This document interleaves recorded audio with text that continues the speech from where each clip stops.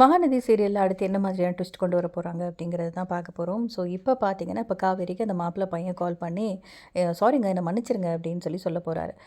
அதான் நீங்கள் நேத்தே பிடிக்கலன்னு சொல்லிட்டீங்களே, பிடிக்கலன்னு சொல்லிட்டு எதுக்காக சாரி, அது உங்களோட அபிப்பிராயம் அப்படின்னு சொல்லும்போது, இல்லை எனக்கு வந்து உங்களை ரொம்ப பிடிச்சிருந்தது, நான் ஏன் தெரியுமா வேணான்னு சொன்னேன், உங்களோட கசின் வந்தார், வந்துட்டு என்னோட கசின் தான் இவ காவேரி, ஏன் நான் கல்யாணம் பண்ணிக்கல தெரியுமா, அவளோட யாருமே வாழ முடியாது, உங்களுக்கு டவுட்டாக இருந்தால் என் அத்தைகிட்டே கேளுங்க அப்படின்னு ஃபோன் பண்ணி உங்கள் அம்மா கிட்ட சொன்னாங்க. உங்கள் அம்மா அவள் ஒரு அடங்காப்பிடறி, அவளோட வாழவே முடியாதுப்பா, யார் பத்த பிள்ளையோ நீ கஷ்டப்படக்கூடாதுன்னு நான் சொல்கிறேன். நீ இந்த மாதிரிலாம் பேசினதுக்கப்புறம் எப்படிங்க உங்களுக்கு கல்யாணம் பண்ணிக்க முடியும், ஆனாலும் உங்களை எனக்கு ரொம்ப பிடிச்சிருந்ததுங்கன்னு சொல்லிட்டு கொளுத்தி விட்டு ஃபோனை வச்சாச்சு. இப்போ காவிரிக்கு பயங்கரமாக கோவம் வருது.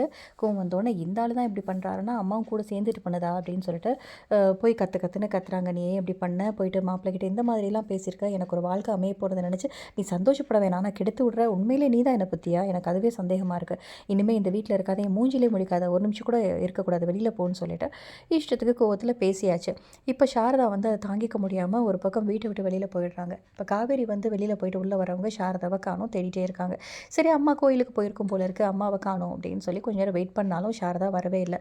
பயந்து போய் இப்போ விஜய்க்கு கால் பண்ணி அம்மாவை காணோன்னு அழுதுகிட்டே சொல்ல, எங்கே போயிருப்பாங்க அத்தை அப்படின்ட்டு ஒரு பக்கம் விஜய் பதறி அடிச்சுட்டு ஓடி வந்து இப்போ விஜயன் காவேரி 2 பேருமே ஃபுல்லாகவே சாரதாவை தேடிட்டுருக்காங்க. எங்கேயா கொண்டு போகிறீங்க இந்த கதையை அப்படின்ற மாதிரி தான் இந்த சீரியலை பார்க்க தோணுது. ஏன்னா அந்தளவுக்கு மொக்கையாக தான் கொண்டு போயிட்டுருக்காங்க. எப்போ பார்த்தாலும் எதையாவது தேடுறது. முதல்ல வந்து அம்முவை தேடினாங்க, இப்போ சாரதாவை தேடிட்டுருக்காங்க. ஸோ வந்து சாரதா இப்போ பார்த்திங்கன்னா விஜய் வீட்டில் தான் இருக்க போகிறாங்க. அதுக்கப்புறம் போயிட்டு விஜய் வீட்டில் இருக்கிறது, நான் இனிமேல் இங்கே தான் இருக்க போகிறேன் அப்படிங்கிற மாதிரி சாரதா வந்து சொல்ல போகிறாங்க. அட்லீஸ்ட் விஜய் தான் உன்னோட புருஷன், சாரதாவது போட்டு உடச்சா பரவாயில்ல, காவேரி உடம்புக்கு ஏதாவது ஒன்றா ஹாஸ்பிட்டலில் கூட போய் சேர்த்துக்கலாம். எப்படி ட்விஸ்ட் கொண்டு வர போகிறாங்கன்றதை வெயிட் பண்ணி பார்க்கலாம். இந்த வீடியோ பிடிச்சிருந்தால் லைக் பண்ணுங்கள். இந்த மாதிரி அப்டேட்க்கு நம்ம சேனலை சப்ஸ்கிரைப் பண்ணுங்கள். தேங்க்யூ.